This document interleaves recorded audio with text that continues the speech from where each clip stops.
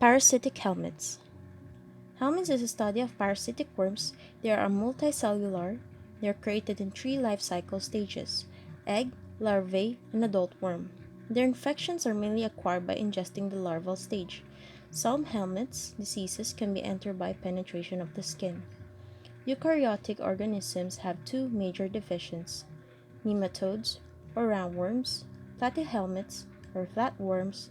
There are two types of flatworms, and divided into tapeworms, cestodes, and flukes, termitodes. Eukaryotic organisms. Nematodes. There are three types of helminths human infections related to nematodes: intestinal nematodes, tissue nematodes, filarial nematodes. Platyhelminths. Flatworms are further divided into two: cestodes or tapeworms, termitodes or flukes.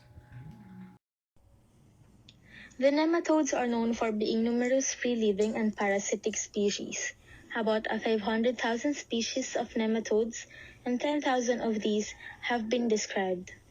The free-living nematodes located in water and soil, while the parasitic species live in plants, mollusks, annelids, arthropods, and vertebrates. The adult nematode structures are unsegmented, elongated, cylindrical worms. These species parasitic in human range in length from 2 millimeters to more than a meter. The various system of the roundworms can be seen as follows. Tapeworms are hermaphroditic, is a multisexual organ parasites, flat segmented, ribbon-like, and the body consists of three parts, which are the scolex, neck, and strobilia, or proglottids. The scolex is a head-like structure with distinct suckers that are attached to the intestine wall. Strobilia, or chain of proglottids, contains uterus and thousands of ova are excreted in the feces. The adult inhabits the small intestine while the larvae stages are seen in the tissue. The ovary in size, shape, and appearance are recovered in the stool of definitive host. There are different types of cestode, which are the intestinal cestodes and the tissue cestodes. Next is the trematodes or flukes. Flukes are unsegmented, flat, leaf-shaped worms having a variety of organ systems. Most flukes are hermaphroditic and host on humans and also on animal parasites. Their non-human vertebrate hosts serves as a reservoir host for human infection. The adult trematodes have oral and ventral suckers and may inhibit the different organs of our body.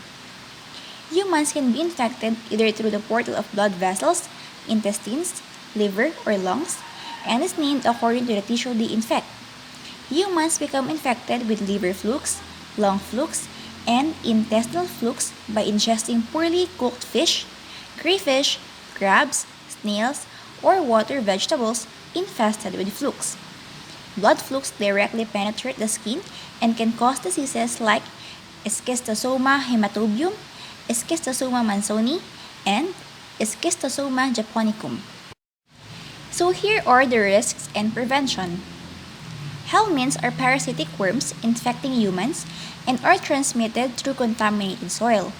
Soil-transmitted helminth infection is found mainly in areas with warm and moist climates, and they emerge if people or lack of sanitation and hygiene are poor, including in temperate zones during warmer months.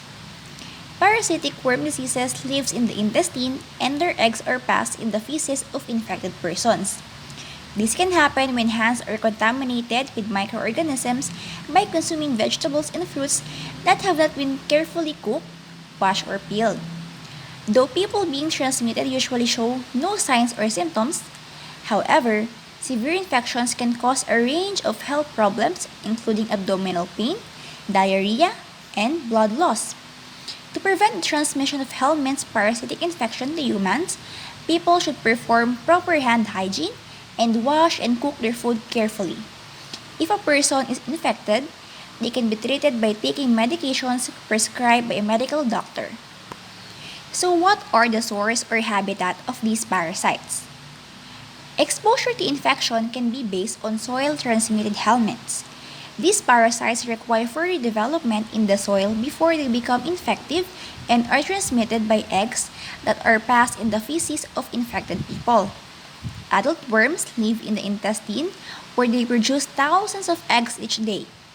In areas that lack adequate sanitation, these eggs can contaminate the soil. For the diagnostic testing and treatment of these parasites, here's OVA, and OVA is a laboratory exam test that can diagnose using the sample of the stool from the patient. The process is microscopically looking in the fecal smears and evaluating the variety of infectious parasites that can cause infections such as diarrhea and parasite-laying eggs inside the GI or the gastrointestinal tract. Prescribed medications by the healthcare providers that is used for parasitic infections are albendazole and mebendazole. These two can decrease the egg reduction rates of the said parasites.